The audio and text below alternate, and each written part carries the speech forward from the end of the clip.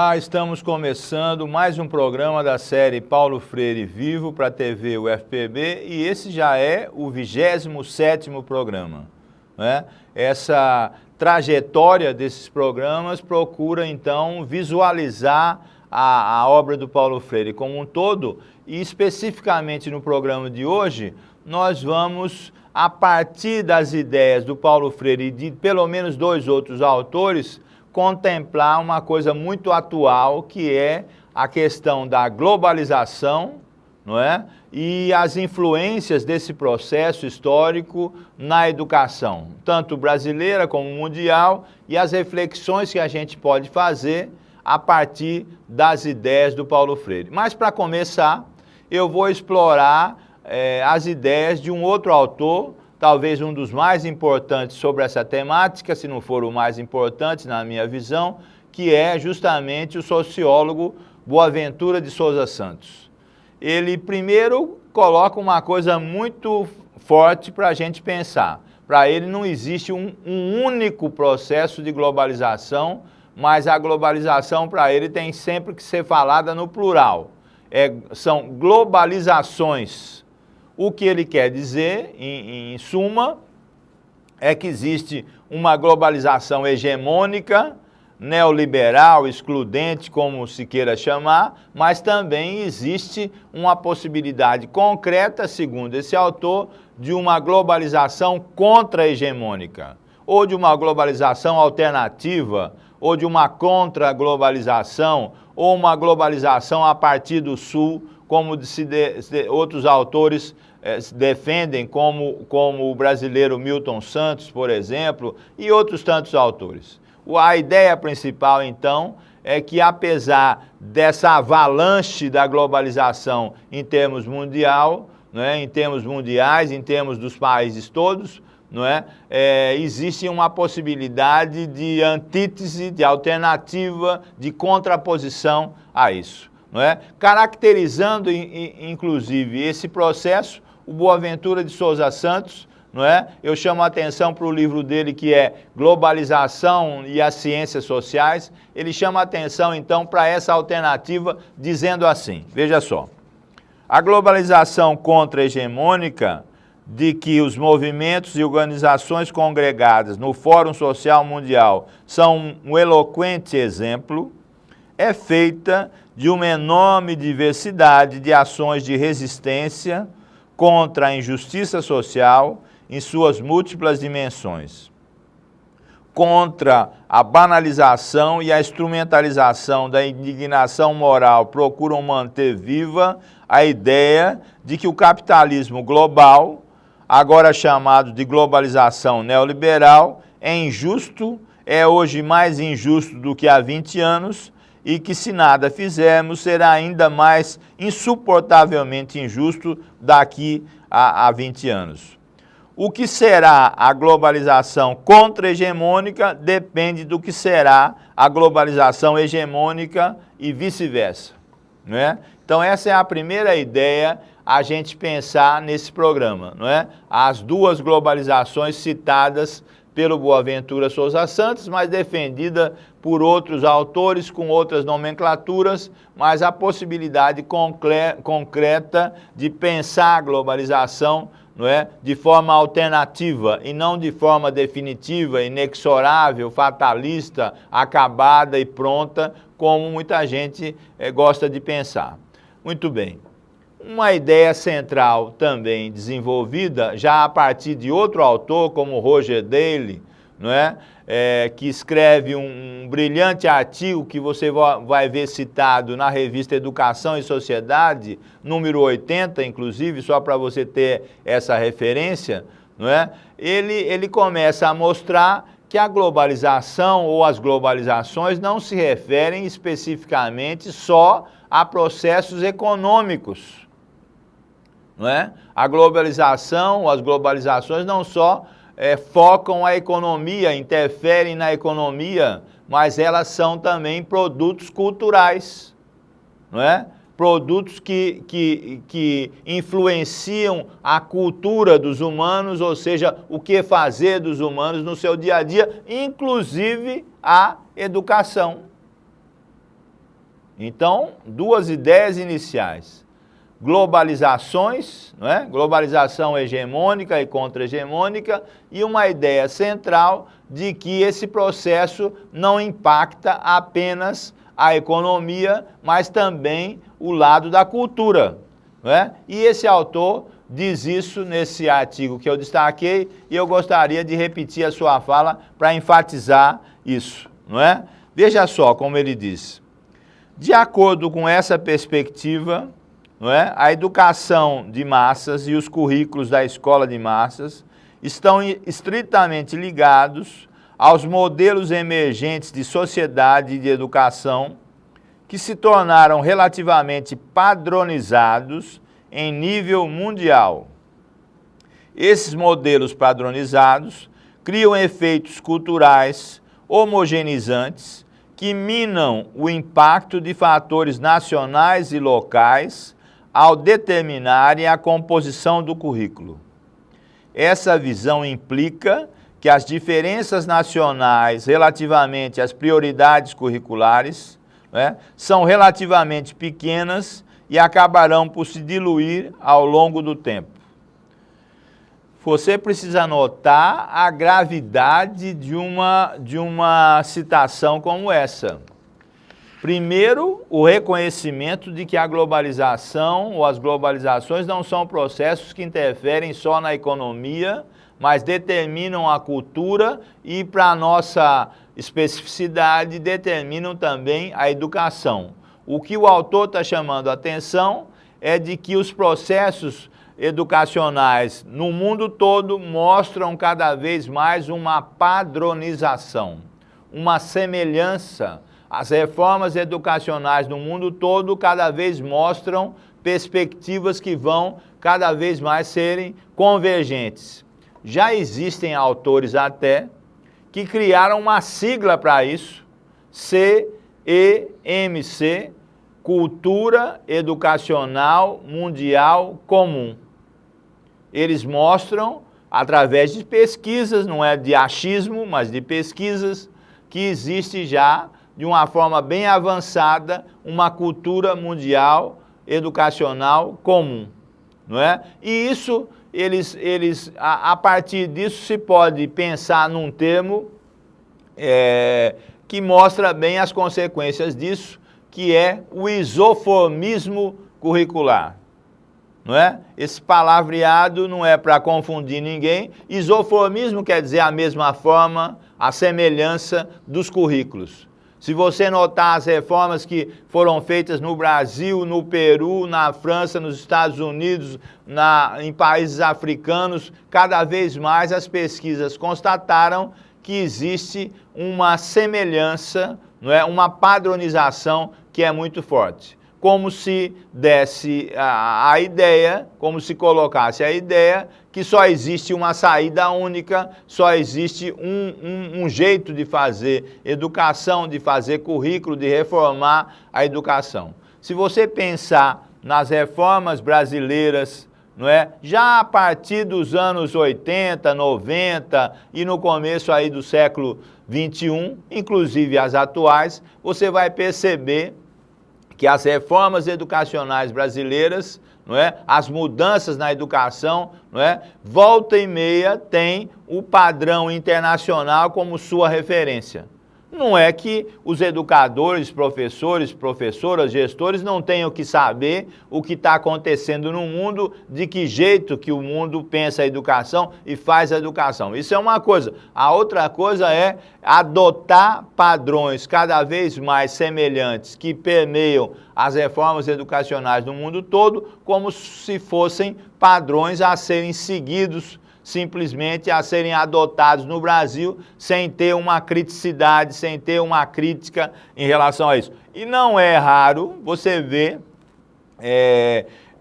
gestores e propositores de políticas educacionais, não é? Referendar ou justificar as reformas educacionais dizendo que vão fazer essa ou aquela reforma porque no mundo foi feito assim. Como é que o Paulo Freire, como um educador que pensa criticamente a educação, se refere a isso? é justamente esse ponto que a gente vai ver no segundo bloco desse programa daqui a pouquinho.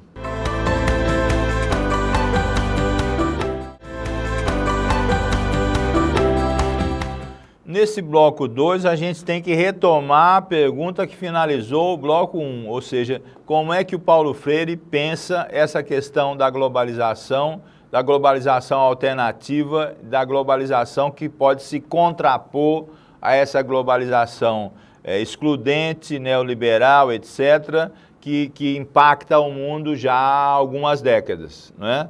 Bom, a primeira coisa é notar que o Paulo Freire sempre teve um pensamento dialógico, um pensamento crítico, um pensamento que propõe a consciência crítica como um dos seus núcleos principais, não é? E ele nunca pensa a história de maneira fatalista, de maneira inexorável, de maneira acabada, mas sempre pensa a história como possibilidade. Você já viu isso nos outros programas que a gente vem fazendo nessa sequência. Então, para ele, a história é sempre movimento, a história é a possibilidade do novo e nunca é um fatalismo, etc. Então, para ele, não tem uma globalização como coisa definitiva que não possa ter alternativa, que não possa ter uma contraposição. Eu explorei isso num artigo, numa revista importante, que é a Revista de Educação da Organização dos Estados Ibero-Americanos, que é publicada em Madrid, no seu número 48, se você quiser depois recorrer, está disponível na internet, não é? Para que a gente entenda um pouco isso, não é? E o que eu estou seguindo nesse programa é uma parte substancial desse texto. Eu queria me reportar ao texto que eu escrevi sobre isso, para você ver como é que eu tento responder a pergunta que eu propus para esse programa. Como é que o Paulo Freire pensa, então, nessas alternativas à globalização? Olha só o que eu escrevi. A meu ver, o Paulo Freire, então, é um pensador alternativo porque suas categorias de análise, seus principais conceitos e a força da sua prática e das práticas educativas que utilizam o seu legado em todo o mundo têm oferecido denúncias, respostas e propostas convincentes aos principais problemas que as políticas educacionais enfrentam nos últimos 40 anos, entre os quais se destacam bilhões de analfabetos, absolutos, funcionais, digitais, políticos, precária escolarização, privilégio da educação das elites, a educação bancária, reprodução dos processos opressivos nas salas de aula, necessidade de reeducação dos educadores, de oferta de condições de trabalho adequadas e qualitativas, a importância das ações dialógicas na educação, a impossibilidade da educação neutra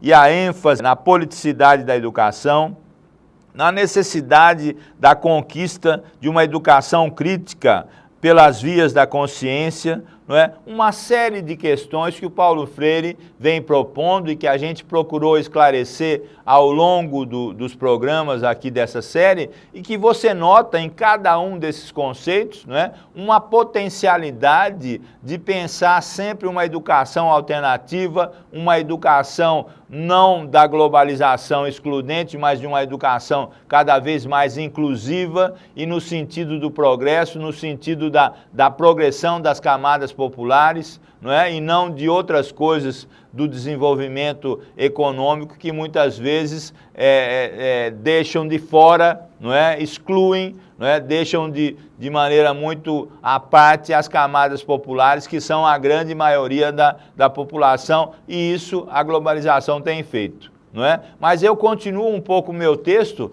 quando eu destaco ainda dentro das propostas do Paulo Freire, não é? Tanto as críticas a essa globalização, não é? a esse movimento, como as alternativas que ele propõe, não é? Como as alternativas que ele propõe.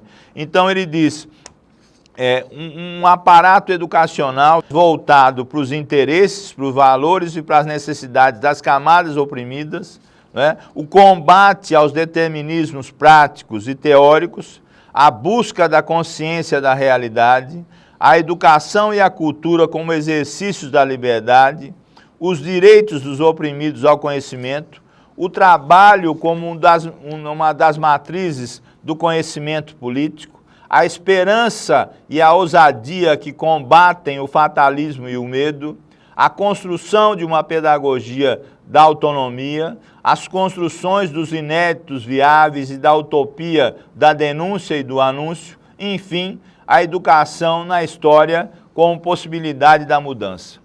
Eu procurei, então, nesses dois trechos de textos que você viu aí destacados, como é que as ideias do Paulo Freire, não é, denunciam esse tipo de mundo, não é, fabricado a partir da globalização, não é, da globalização excludente, etc. A outra coisa importante é justamente a ideia, o que é que se oferece em relação a isso, o que é que se contrapõe em relação a isso. Ao se pensar um caminho único, ele vai propor sempre a consciência crítica sobre isso. E é importante que a gente destaque isso para que a gente possa entender que no Paulo Freire e em muitos outros pensadores que podem inclusive serem acoplados a essas ideias, você tem alternativas importantes a esse processo chamado então de globalização que tenta se colocar de uma maneira só.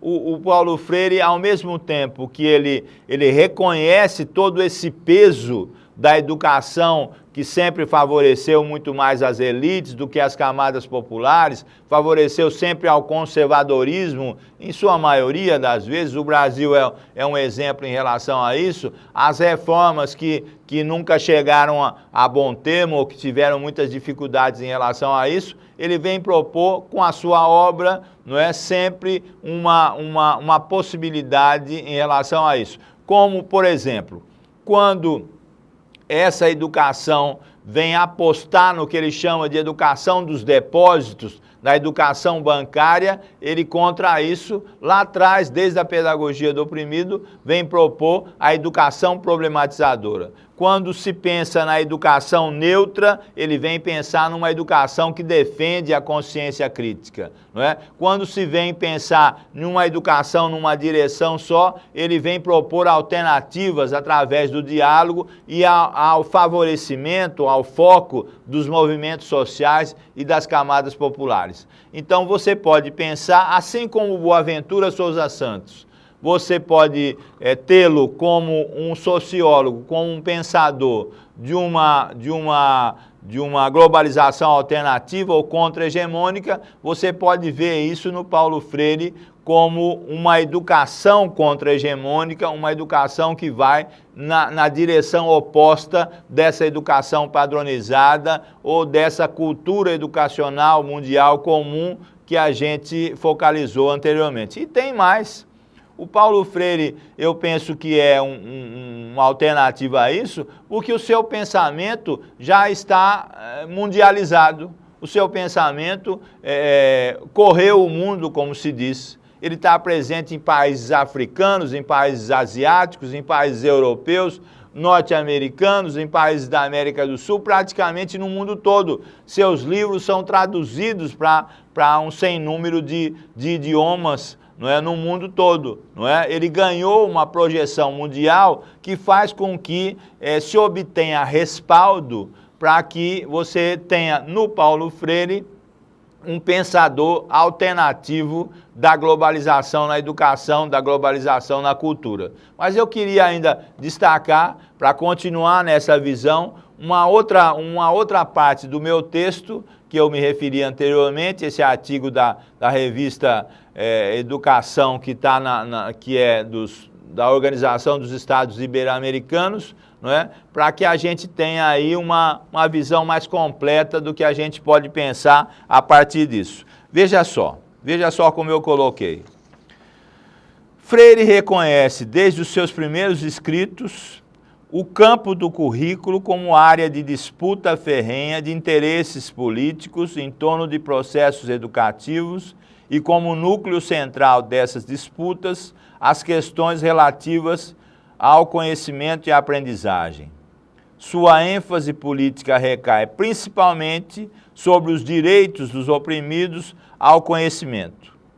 Todos sabemos da sua forte defesa da educação problematizadora, precisamente porque no seu contexto, os oprimidos teriam vez e voz para discutirem seus problemas e as saídas organizadas para eles. Por isso mesmo é que a noção política da ação dialógica é decisiva.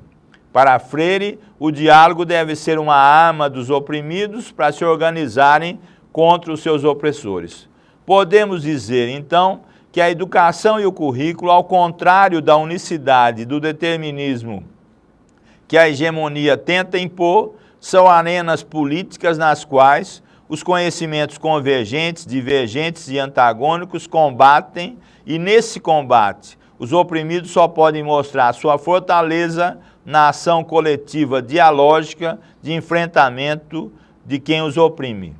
Perceba só nesse meu texto como é que eu ressalto a importância de categorias e conceitos do Paulo Freire para a gente pensar um ponto central, não é, que a gente destaca na globalização da educação, que é a dominação, a semelhança ou a padronização dos currículos dos vários países, os currículos educacionais, não é? Essa parte que é fundamental. Ele defende a ideia, junto com outros tantos educadores, que esse campo da determinação curricular não é um campo unívoco, não é um campo que guarda uma unicidade, mas é um campo de conflito, é um campo de combate, justamente aí onde as ideias conservadoras, progressistas, ideias de um lado e ideias de outro, podem divergir ou devem divergir em direção a novos caminhos possíveis. Você viu no primeiro bloco do programa que eu disse que as pesquisas mostram cada vez mais uma cultura educacional mundial comum. Ela é fabricada ou ela é forjada justamente nas reformas curriculares, cada vez mais semelhantes, cada vez mais feitas numa mesma direção, não é? E a pergunta que qualquer um pode fazer de imediato é: a quem serve essa padronização? Não é? Essa padronização curricular serve para quê? Serve para quais países? Serve para quais camadas sociais?